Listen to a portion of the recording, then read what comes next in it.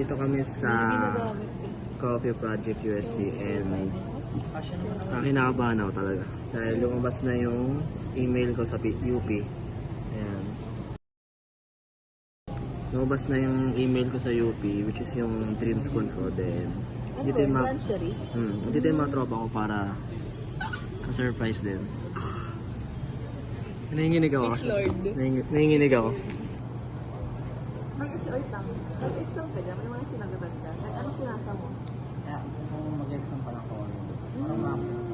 Parang qualification ko rin. Ano yun? This is so surprise me.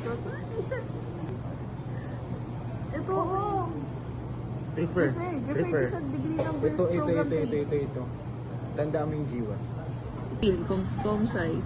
Yung kinakabahan ako. Civil, si iba II. Yun, joke lang. Okay yan. Di ba? Maganda yun. Ako nagsabi sa'yo maganda yung electrical engineering. Sige.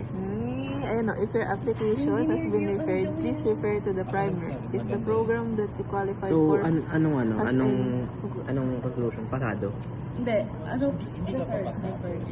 Parang qualified ka to take exam for this. Tapos kung may additional requirement daw, mag-refer ko dun sa primer.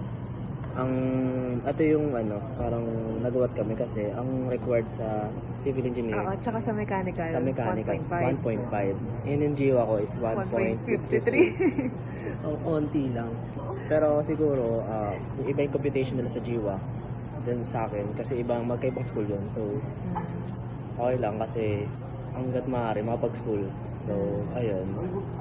Nahanap namin yung requirements ng sa EE para mapag-exam na ako. Then, ayun. At least, umasa. Ay, masaya ba kayo sa akin? Wait lang. Masaya ba kayo sa akin? Yes! Nay. Hindi ako mag-exam sa UP, Nay. Hindi. Pero, yun pala, itatry namin yung i-recon kasi 0.3 lang ang 0.03 lang. 0.03 lang yung kulang. Parang pwede na ako mag-exam sa civil engineer tsaka mechanical. Civil engineering gusto ko eh. So, try natin mag-recon. Baka pwede payagan yung 0.3 na grade na yun. So, update ko kayo kung pumasa ako. Papasa ako. Bye!